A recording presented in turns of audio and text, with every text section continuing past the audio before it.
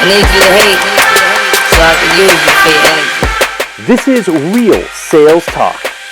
Real sales advice from real sales practitioners. Giving you tips on how to dominate your sales quota are your co-hosts Sean Mitchell and Phill Keene.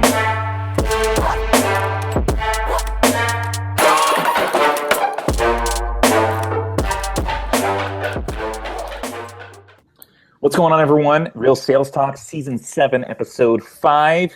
We are now live, and I just rhymed. I didn't even mean it. Phill, how are you doing this evening? Wonderful. It's been a good weekend. So both my sons, I think I mentioned in the last Tech Talk, had the same birthday or similar birthday. So we threw one big birthday party. So that was all weekend. Cool. Yeah, so it was good.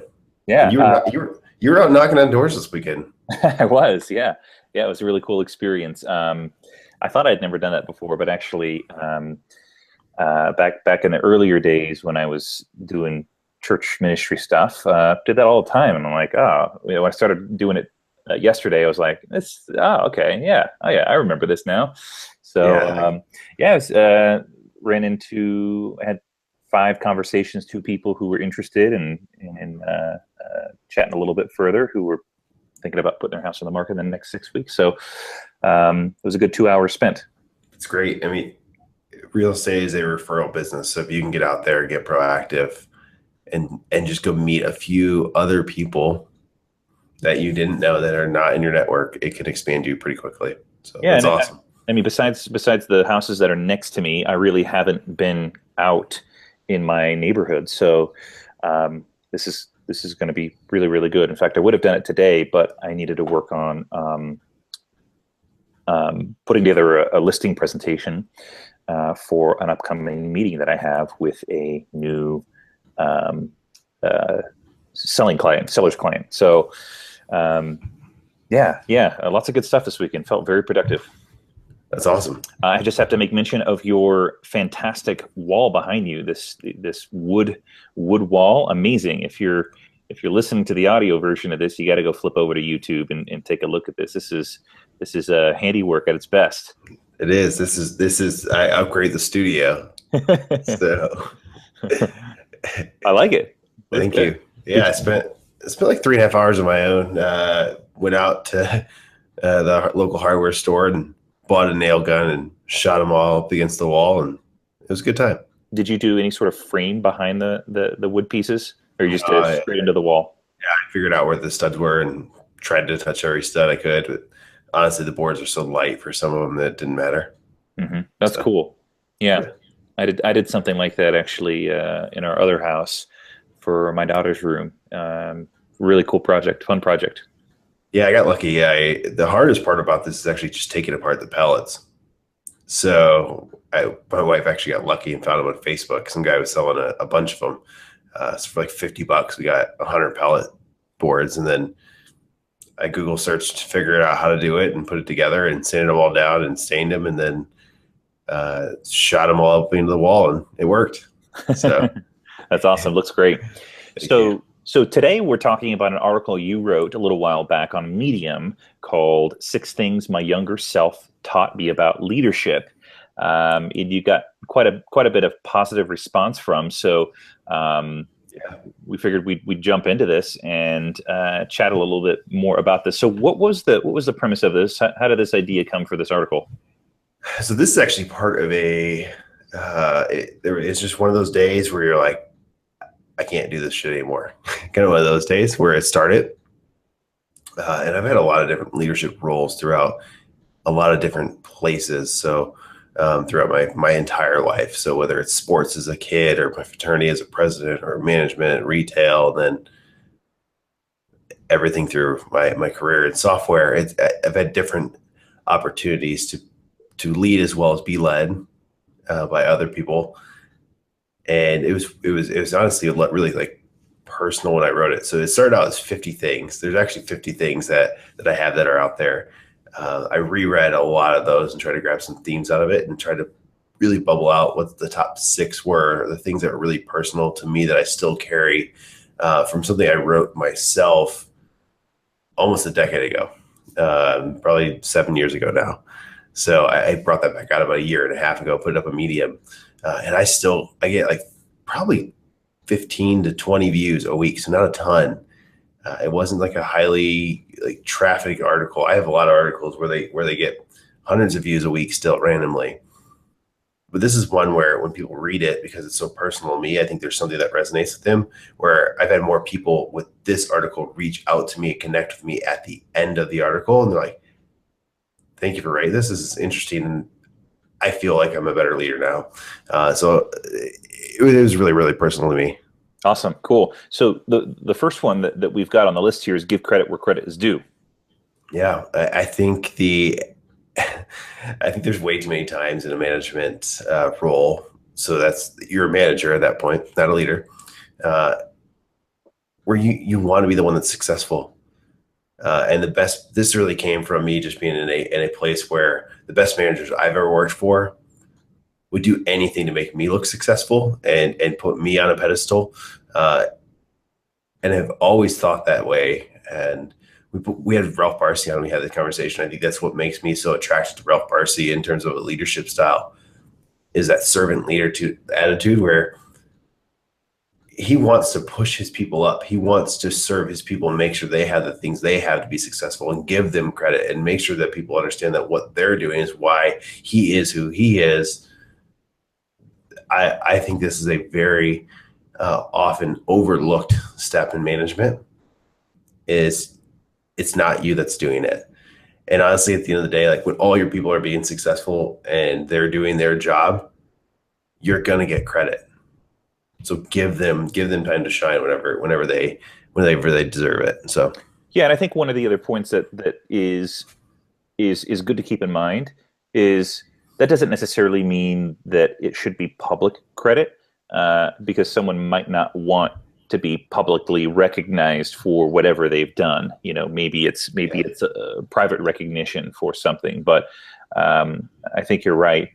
And especially if you're hyper competitive, if you're a hyper competitive leader, I think that can be a challenge to want to take credit for something that you feel like, you know, is partially, or maybe all of, you know, you're doing, you've orchestrated the success, but without the team players, it wouldn't have been possible.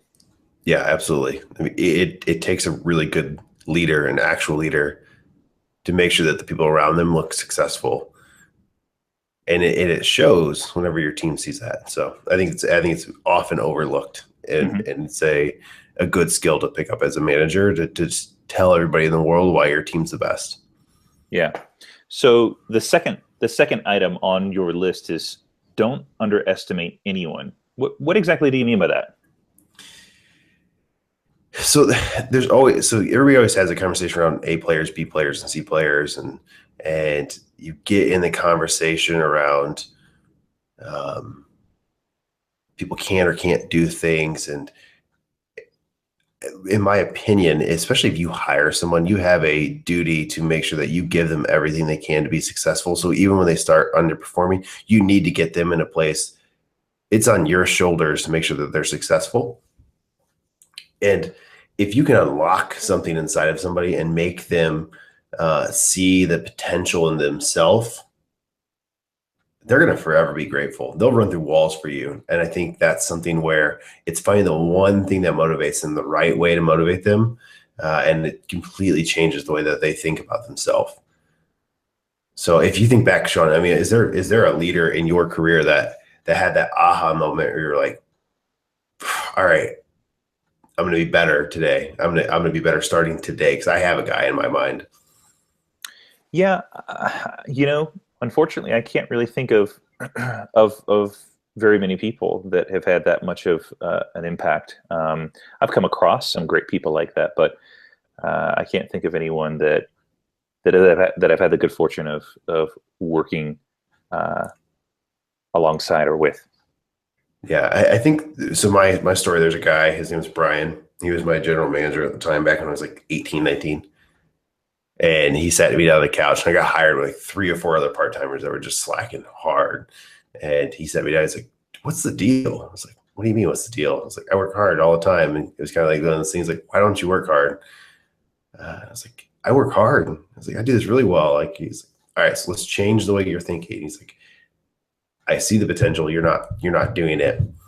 And it was that light bulb was like, "Wait, you think I'm not good at my job?" And it's like, "But hold on, why?"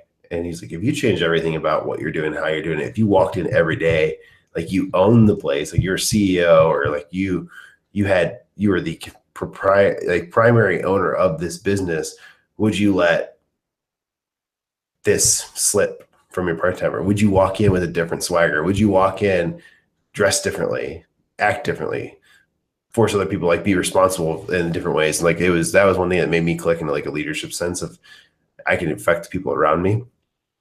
So that was really important to me. But I've had people that have worked for me where really why they worked was because they were so far in debt, or they had a problem with they have a car note they had to pay off, or they are trying to go to college, or there's little things about where they're at with their life, or they have somebody in their family that was sick that they're trying to help take care of. And that's why they worked. And I think once I was able to break through that and understand why they worked, the conversations that the two of us would have would be completely different. It was about understanding them as a person, what drove them, and I can get them through a lot of that.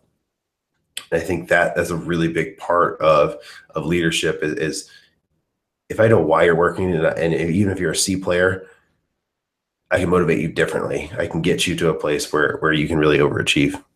And isn't that, I mean, everyone wants A players.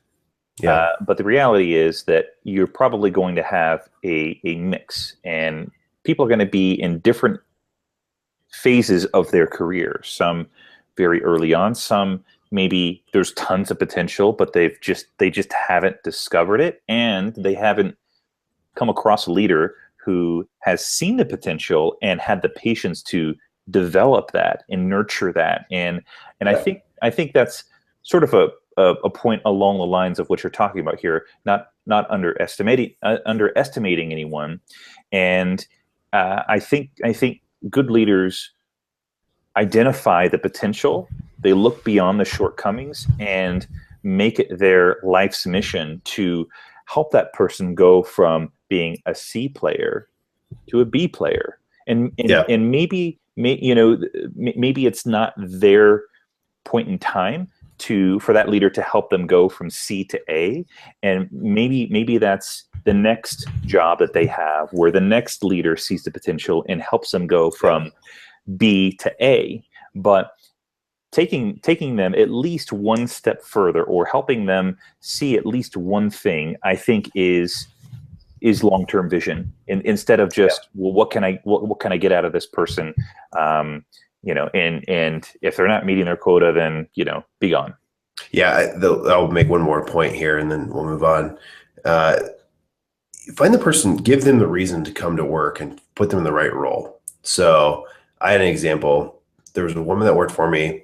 She was incredibly gifted at graphic design. That's why she wanted to go to school. That's what she was going to school for, but she was in a sales role. But she couldn't figure out a methodology and how the methodology would work. So what I did is I put her in a place where she was successful, right? So she built graphic design and built out what the process was. So she did all this fancy graphic design for each step of the process, as much detail as possible. And what I had her do once she did it is I had her show the team and tell them what it said each week for 10 weeks, right? So there's a 10-step process, and each week for 10 weeks, she sat down, she had to show the team and walk them through what that process was. But she was so proud of the work that she did on the graphic design that she was willing to have the conversation about what she put on the paper, which, guess what? By the end of that 10 weeks, she now is the person that understood the methodology better than anybody else in the department. So I put her in a circumstance where she was successful and gave her a win outside of where everybody else played. So I think there's something, if someone's not in the right role and doesn't have the ability to be in the right role, you need to find a way to put them in a position to win. And if it's not the role that they're currently in, it could be a different role in the organization. I truly believe people are powerful beyond belief. they can figure things out if you get them in a circumstance where they can win. So, yeah, that's good. So the next point is make yourself a champion. I think it's interesting that, and I'm curious to get your feedback on this. This is the only point where you've put a photo in the article. Any rhyme to the reason?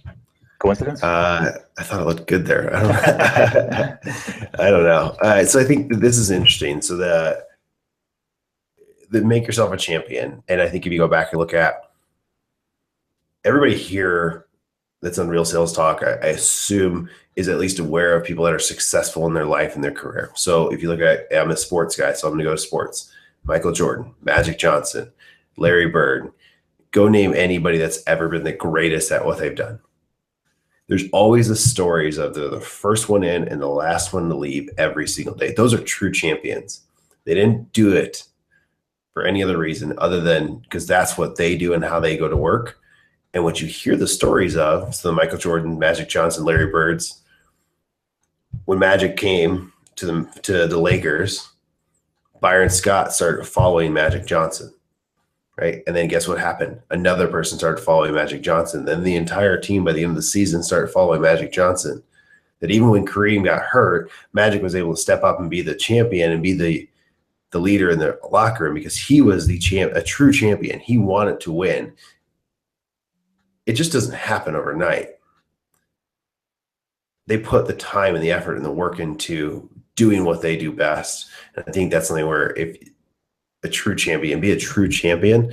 And that's what that means to me is that you make it look so easy by doing the right fundamental things in and out all the time and practicing the fundamental things really, really well, because that's what a true champion is. And I think that's, you have to practice what you preach, you have to do your job well. But you make it look easy, be a champion, but show up because that's what you are and who you are. And I think other people will follow you. Yeah, and I'll add some thoughts to this. I'll echo this idea that the greatest sports players are always the ones that are working longer, working harder. They're doing the fundamentals when everyone else is doing other things. They're getting better at their game. They're working on one more angle. They're one more thing to add to their arsenal to make them better people. But even outside of sports, you think about like in the tech industry, some of the greats, they've got those same characteristics as well, where they are just intensely focused on either creating the greatest product or, outworking others, right, putting in more time to get ahead. And, I got a question for you about this because I've given this a lot of thought and I've been in this place before. What if you don't have that? What if you lack that motivation to put in the long hours or to be that determined? How do you find that? Well, you're probably not going to be the best at what you do. I think that's just a realization you're going to have to come to. And I think it goes back to actually where Gary Vee's at. And he says this, talks about all the time, is if you're happy with where your life's at and what you're doing, then just be that. And that's okay. If you want to be the best and you want to be the person that's the 1%, you're going to have to outwork everybody else around you. And that's just part of it. So I think there's some truth to that. I think there's actually a lot of truth to that. If you don't have it, I think you need to go find a way to have it, which could mean change your job, right? Go start your own job. If you truly question yourself and you're in the position where you're even thinking about it, you probably know in your heart what the right move actually is. And if you find yourself at a position where you're not passionate about what you're doing, there may be something else that you can do. And there's probably something else that you find yourself gravitating towards when you're not doing your 9-to-5 job or whatever it is. It's not 9 to 5. I wonder where that saying ever came from. It's like 8 to 5 or 8 to 6. But, it's kind of underscores my point. Like, if you find yourself just going through the motions, what is that thing that you gravitate towards when you get off of work? And, maybe there's something to pull out and be the best at there. Maybe you thought that you couldn't make money out of it, but there's probably a good chance that you can. So, you know, whatever it is, make yourself a champion at it. Yeah, just go all in, lean in hard. I love the Sheryl Sandberg approach of just lean in, just figure it out. I think there's a lot to that. All right. So run at your problems, not away from them. So talk to me a little bit about this, because this is a hard thing to do sometimes. It is. Do you feel like you've got a good handle on this, or are you still working through this aspect? So this is something there's always going to be problems in your life. Things are going to happen. I think it's something where you look at your current situation, where you're at. You got to get pipeline. You're just starting a new business. You're in real estate. What'd you go do? You go in and knocked door to door to door, and you introduced yourself to 50 people. And you told them who you were, and you ran at your problem because you knew there was a problem. I got to go build pipeline. I'm going to go figure it out. If you look at the reason, actually, I think this way is actually from a mentor of mine while I was in my fraternity. So obviously a lot of stupid things happen while you're in a fraternity. So when something would happen, what I found is that there's a lot of political game that happened inside of the world of fraternity world. And what would happen is if I didn't go to the office and turn myself in and say this happened and this is why, and I can explain my side of the story to things, to the whoever was running the fraternity life at that time, what would happen is everybody else would create a narrative around what happened, and it would be not my story. And I knew what happened. And I knew the actual facts of the story. So by me running out the problem, by being there at 7:30 in the morning before anybody else is up, I was there sitting in the office waiting for her to get to work. And when she showed up, I was sitting in there waiting. I already had a meeting scheduled and said, here's what happened and here's how it happened. I just want to give you context, and it's not a big deal. This is what I've already done to rectify the situation. This is what we're already doing to move forward. What would happen is then 3 other people would come to her that day and tell her the same thing I told her, but she already knew the narrative that I have already told her, the truth, the actual facts of what happened. And I grew a great relationship with her because of that. So what I've taken that into the business world. So now over the course of a decade of being in the business world, what I've seen is even little problems. So you can't find pipeline. Great. Guess what I do? I'm going to go walk to my leader, my person that I report to, and say, here's my problem. This is what I'm doing to fix the situation. It's going to solve a lot more when you're not trying to beat around the bush. I think this is where you don't have time for excuses or bullshit. I get extremely frustrated with people around me when they bullshit me and they try to beat around the bush around. There's an actual problem that's staring you in the face, staring me in the face, just like you. And you won't admit it. You won't look me in the eye and tell me that there's a problem. And I'll call people on it. And I think that's something where get it out in the air, because the moment that you say it out loud, it takes away the scariness. It really does. Like, because then you and I, Sean, if as 2 people in the business world, we can talk through it together to figure out how to solve that problem. There's just so much to it. Good leaders are not afraid of their problems. Good leaders run at their problems. They fix their problems and they'll admit them. And I think that's a really key thing for good leaders. And you don't need a title to be a good leader. And it's not to be cynical. And I think there's something you have to do in context. You have to understand where you're at, who you're around, what your company is. I think there's a lot of that you have to understand. There is politics to the world. As much as I hate that, it's true. That's the hardest thing for me on this, is that I don't know when to pull back. And I think I've gone almost too far sometimes, where I say things to people that I probably shouldn't say things to in that context. So that's where my mind's at. But talking about, I guess, where your head's at with that, have you ever experienced a problem where you feel like, man, if I just would have just took care of this 6 months ago and would have went after it when I knew it became a problem? Or have you seen others around you that have done that?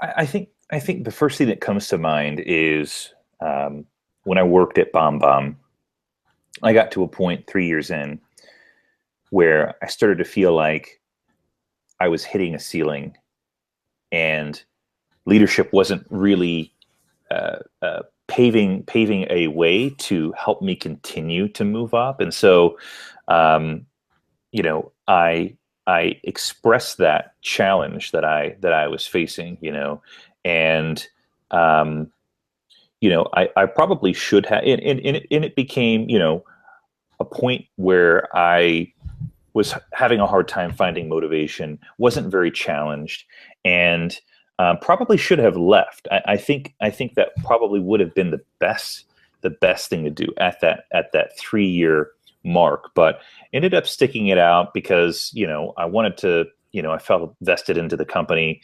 and though it wasn't necessarily a problem, but it was one of those points where I really didn't want to face, because I didn't want to have to start over at another company.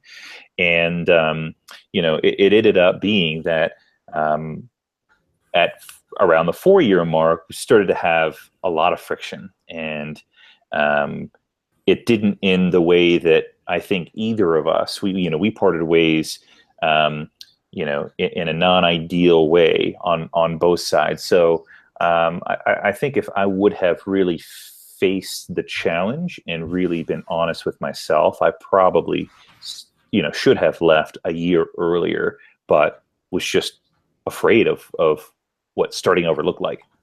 Yeah, I've talked through a lot of people that are younger in their career. So managing a lot of SDRs throughout my life. It's the first job out of college. And prior to that, it was retail, people that were trying to make that jump from retail into the business world, and me trying to help navigate that for them.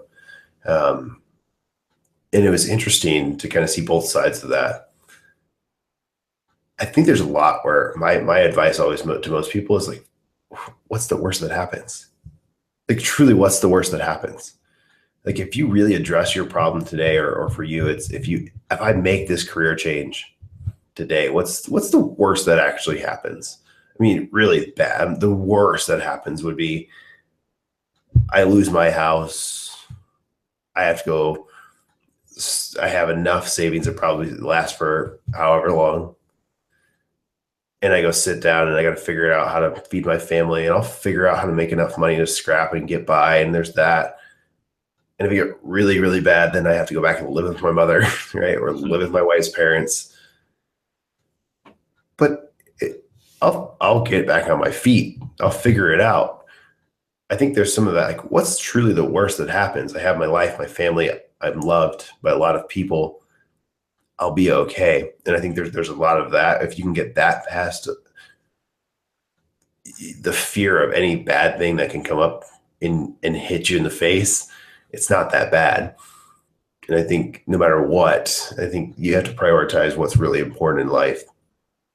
So that's the one thing, is like, whatever problem is, go hit it in the face before it hits you. Because when it hits you, it hits a heck of a lot harder. He's way bigger than you are. Yeah. So it definitely helps. Yeah, for sure. All right. So next point, truly care about people, but make decisions without emotion. I tend to be very loyal to people, and I go pretty deep. And so I would say that I am good at caring about people, but maybe not so good at making decisions without emotion. Talk to me a little bit about that. Yeah. So this actually came from, so I'm the same way you are. I love people. And if you look at some of my other things, like, people are powerful beyond belief. I actually say that in the article I wrote in Medium. Like, I believe in people. Like, I'm a fan of people. If you look at it, like, I'm cheering on the sidelines for all of humanity, like humanity, to just go do well. Yeah. And I look for the best in everybody, probably to a fault. And I think if you really slow things down, what I've learned is, because of that, as a leader, I've had to, I need to overcompensate a little bit more on the actual accountability side. Because that was feedback I got from a team a long time ago, which was, I know you care about me and you're really good at it, but you're letting the people that are not doing their job well skate by, and it hurts my job. It hurts me and the team around us that actually care about doing our job well, because you let other people skate by.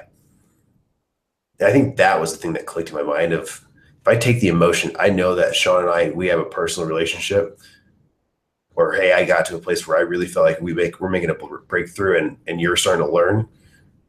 But if I don't hold you accountable, if I make business decisions based off of emotion, it's going to hurt worse. Like I know if you're having I know the things that are going on usually outside of work with people,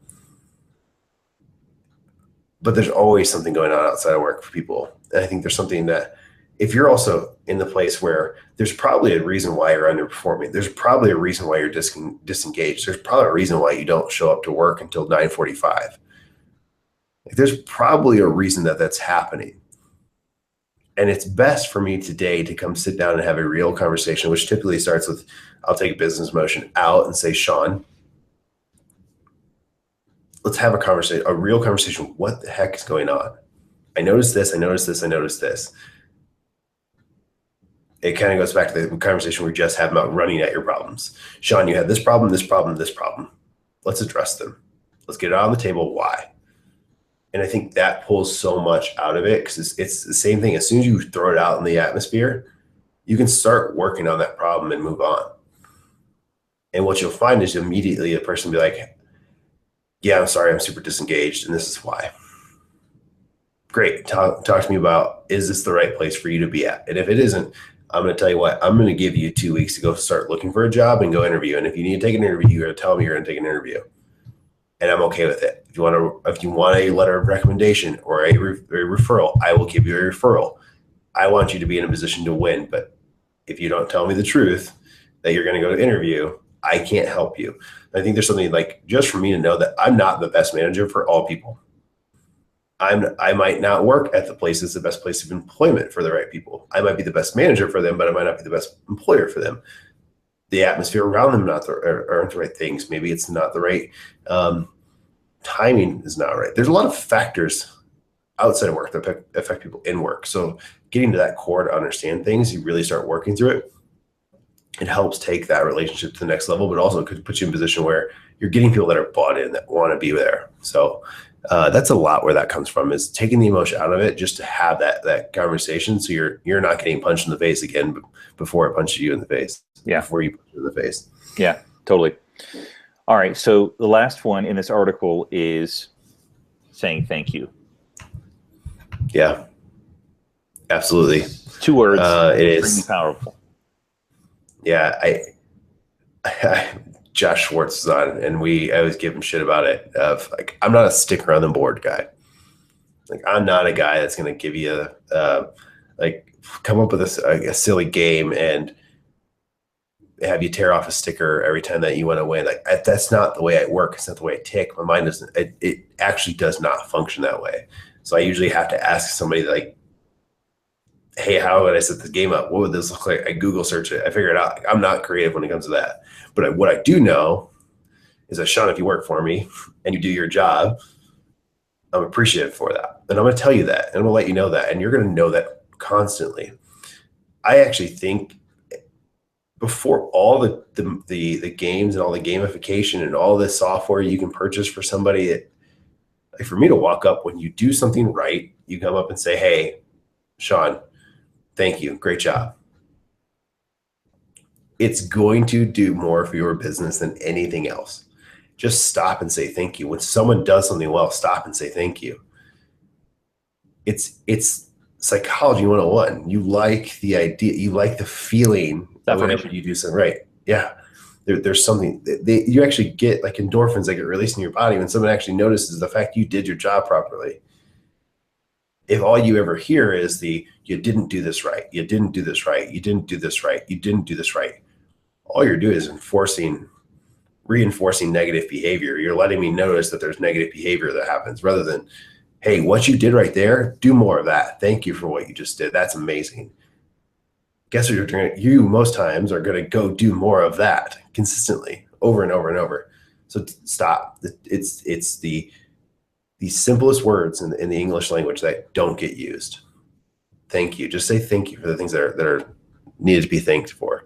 Yeah, and I'll add that in sales, it's really easy as a leader to focus on what's not being done.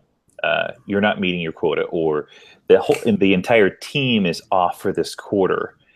What are we going to do? You know, so it's easy to focus on the things that aren't happening. But sometimes the best path to motivating people is something as simple as encouragement and affirmation. Yeah.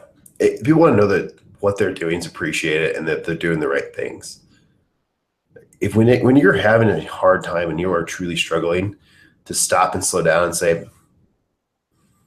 what we did today was exactly what we should go do. Let's do it again. Take them out for drinks. Go grab the 3 people that did their job that day and go make them feel excited about what they did that day. Make them feel grateful for that. You're grateful for what they do. I think that it will start to carry it onto multiple people, more people. It will find its way throughout the entire organization if you do it well and you actually mean it. I think that's half of it too. You have to actually mean it and feel that you're grateful and thankful for what they're doing. So yeah, and you know, I want to kind of build on the thought that I shared earlier, because I think this is really relevant to sales teams. Sometimes sales reps may not be doing the right thing or all the things that you think they should be doing. And like I said, sometimes the best path to getting them to where they need to be is to find the path of least resistance. And so it's not always climbing over the wall and getting to that massive quota that sales rep is really far behind on. Sometimes it's finding the easiest things and building incrementally on them. And it's kind of how my brain works too. When I face a big problem, I'll take a look at it and I say, okay, what's the easiest thing that I can do to get me towards that goal and to get me going? And it may be little and insignificant, but if you keep doing those little and insignificant things over a long period of time, then you break down that massive barrier, that massive goal. And I think that saying thank you could be one of those things that, if you're a leader listening to this, saying thank you or acknowledging something that someone is doing, even if it's not necessarily them getting to their quota, but it's something that you can build on and give and affirm them on, so that next time they've got something to pull from, some sort of motivation to pull from. So keep it simple, build incrementally on small victories so that you can help them win the battle. Yeah, I think we actually talked about this in one of the episodes before I was a co-host, about my one-on-one strategy, how I go through that. The human mind can only hold so much. You can only really correct so many things at a time. So if you focus on small bites, easy wins, quick wins, it's the John Barrows, you get 1% better every day. Just get 1% better. Just get a little bit better. Do something better today that you didn't do yesterday. The way I think about one-on-ones is every month we focus on 3 things. We're going to fix these 3 things. We're going to get a little bit better at these 3 things, and we're just going to incrementally get better. And what happens that if you just get better at 3 things over the course of the month, that by the end of the quarter, you have 36 things that you're better at. Potentially. Every week, you have 3 new things, 3 new things, 3 new things, 3 new things. And then at the end of that year, think about how much better you are. That if every week you have 3 new things that you're working on, and every month they're focused on a bigger pot that actually fold back into 3 new things, you're really better at 12 things. Like, you're an expert at 12 things at the end of the year. Think about what that does for your business. Just incremental changes. My second favorite business quote of all times is, there's only one way to eat an elephant, and it's 1 bite at a time. And I think there's something where if you can go back and you just take those chunks off that, just make it easier, you get much, much better over time. Yeah, that's great. Great insight, Phill. All right, so we're going to go ahead and wrap up here. I'm going to spring this on you because I know you can handle it. We're going to do a rapid fire. Oh, man. I let you out of this last time. So. I know you did. I was surprised. I was expecting it. So for those that are not familiar with rapid fire, we're going to ask 3 questions to get into the mind of Phill Keene when it comes to business and sales.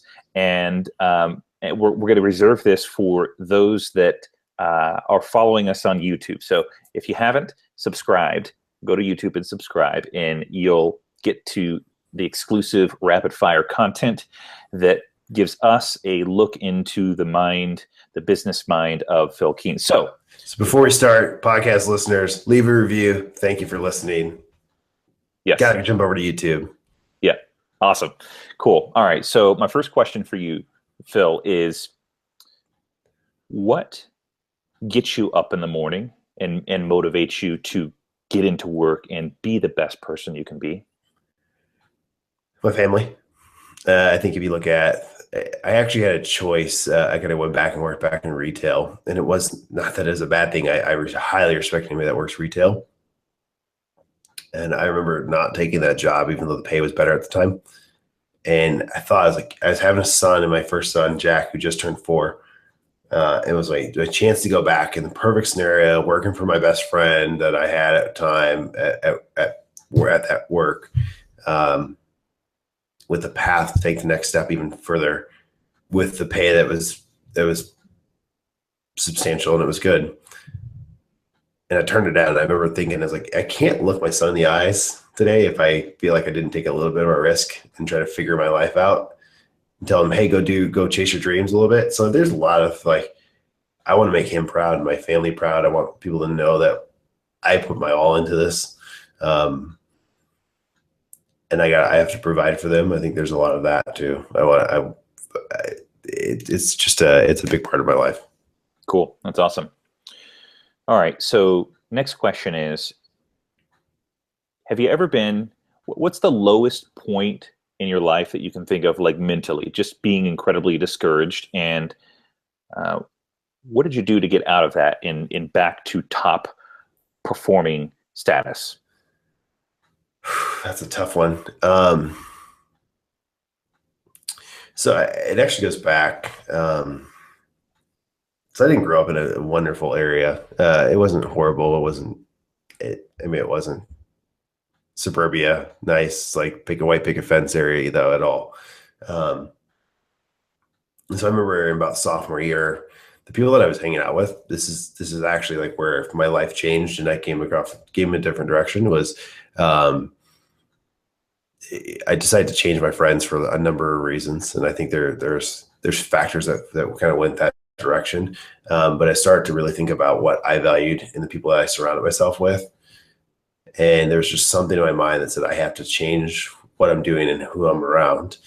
And that choice completely changed my life. And it made it so it put me in a position where I felt it made me successful for the rest of my life moving forward. I surrounded myself with people that actually cared about me, that wanted to be around me and looked out for my well-being as much as I looked out for theirs.